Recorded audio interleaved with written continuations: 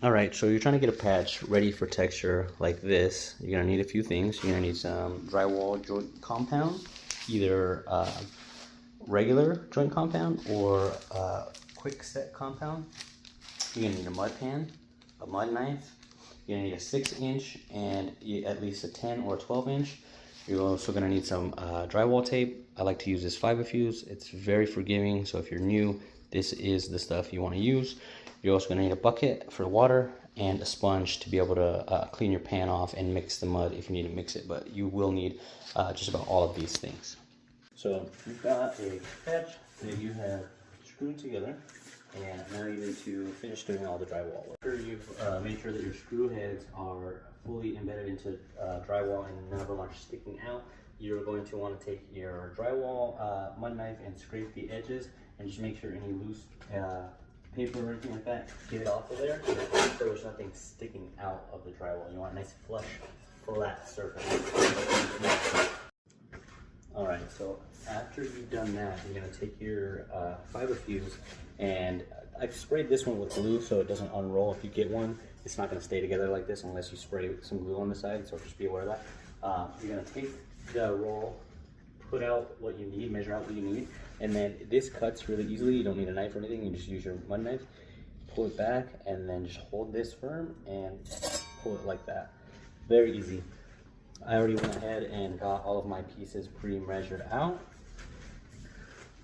So then after that's set, you're going to want to go ahead and get your joint compound. You can use either a fast setting compound. They have different times, either 5-minute, 20-minute, 30-minute, and so on. Or you can just use a regular joint compound that takes quite a bit of time to dry. So if you're kind of new and not really confident in your abilities, I would suggest using a regular joint compound. That way you have plenty of time to work with it. All right, another very important step that you don't want to forget is before you start taping over, is if you have any spots that kind of dip into the wall where it's not flush with the finished wall, like the patch part kind of dips in. So you want to pre-fill. You'll take some joint compound and then just kind of pre-fill it. That's what this is right here. This is so that it fills out that surface and creates a nice flat level surface so we can tape to. So make sure you do that prior to taping and make sure that that joint compound is fully dry and set up prior to doing this stuff. All right, so you're going to take your joint compound and you're going to try and get it just on the edge of the knife like that, and then starting from the bottom at a bit of an angle, you're going to apply pressure and slowly push forward and move it up. And then you're going to do the same thing on this side. After you've got the mud on there, go ahead and just flatten it out by holding the knife as flat as you can against the mud. Don't bring it out at an angle, because if you do that, you'll scrape more mud off than you need to. You want to just flatten it out. And now take our pieces, set them right over, and if you cut these a little too big, that's okay, because we can take some off.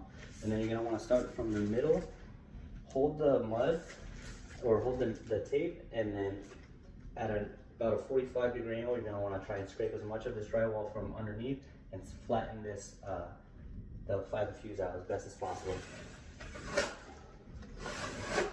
Come down the other way, then make sure you hold it. Do the same thing on the other side. And then this one's a little long, so we're just going to pull it back a little bit and just cut it like that, and then straight down the other side. And then you're going to do the same thing for the other one. So a little bit of mud on the front like that. You don't need to fill the whole thing up. Pressure on one side, and then as you push, even out the pressure, you slide across.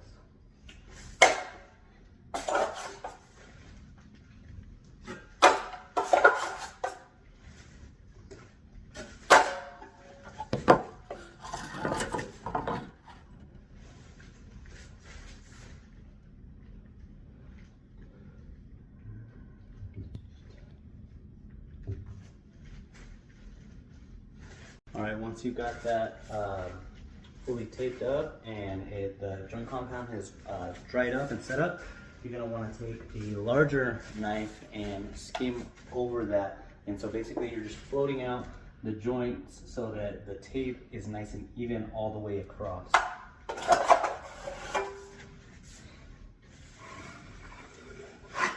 You're going to want to take it, your mud, and then the same thing. You're holding it at an angle, and when you're going to apply the pressure, as you're pushing down, you're going to slide the knife across.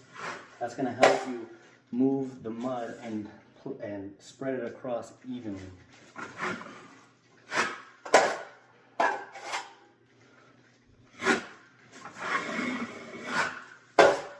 And so once you've got that area filled in with mud,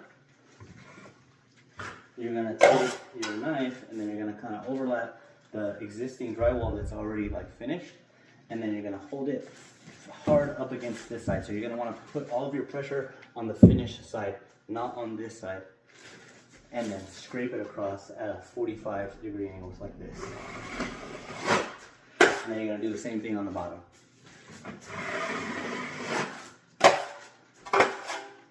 And then we'll do the same on the side right here.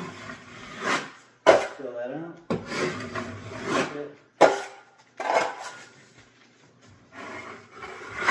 After that's done, and you've skimmed over this, you're going to want to add one final float coat, so to make sure that the entire surface is completely flat all the way across and there's no surfaces sticking out farther than what they need to.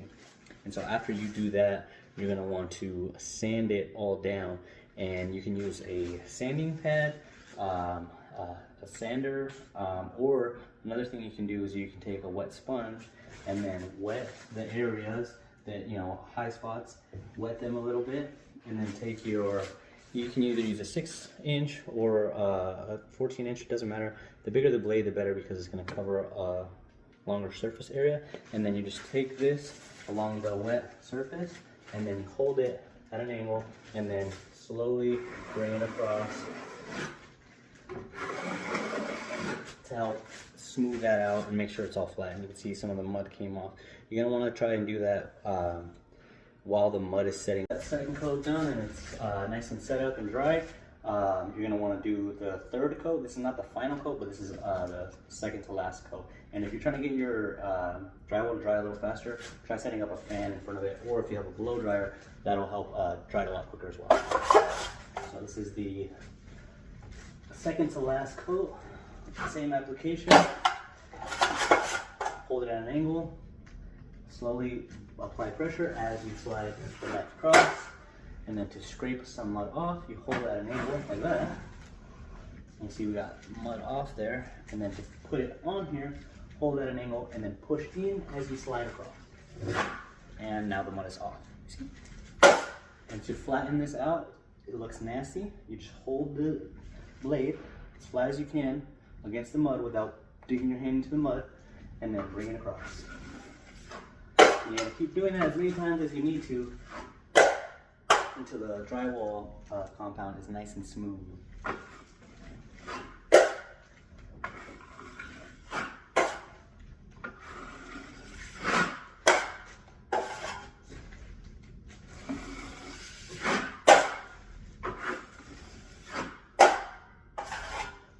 Bump right here, so we're just filling that out to make sure that we don't have any uneven spots.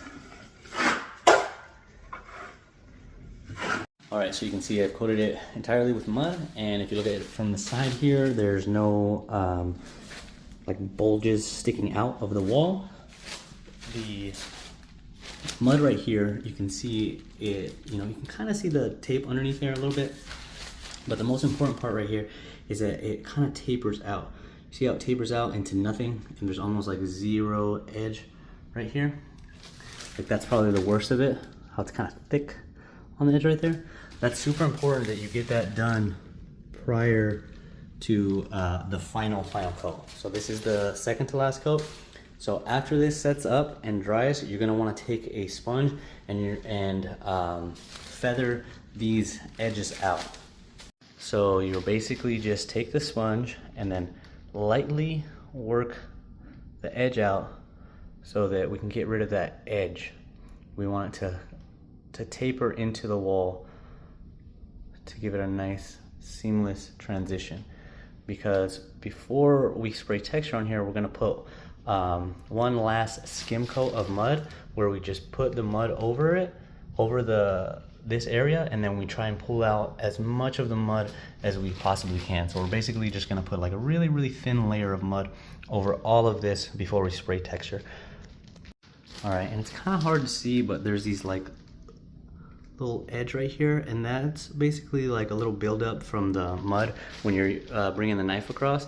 It's just a little bit of buildup of mud right there, so you want to make sure you sand those completely off, or if you have a sponge and the knife, just sponge them once they're set up and then scrape them flat before you put your final skim coat of mud on there before texture.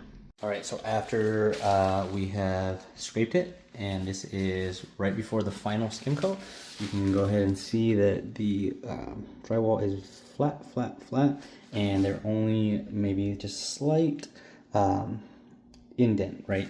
You don't, that little bit of fill is gonna be fine, because when we skim over those little tiny holes right there, that final skim coat will fill all that in. So, and the reason you need to do this, well, the reason I'm doing this is because I'm using quickset compound, and so it needs that regular joint compound on it before you texture. So if you are using quickset compound, make sure before you spray your texture that you put a nice thin layer of regular joint compound over, otherwise you'll have issues with your paint and your texture. All right, so this is set up. We're going to take our regular joint compound, or you would actually want to use topping compound if you're going to do that last final skim coat, just because you're just filling in that last little bit.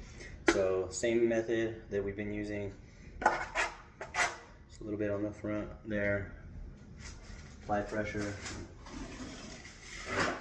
So on this step, we'll just coat the whole thing, basically just where we did the work at. And then now we're going to try and scrape off as much as possible. The idea is to leave a very, very thin layer of this on there.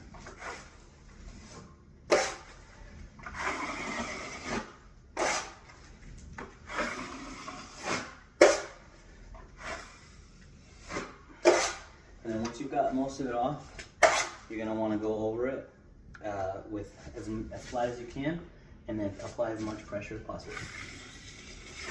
And this is just smoothing it out and making it as flat as possible.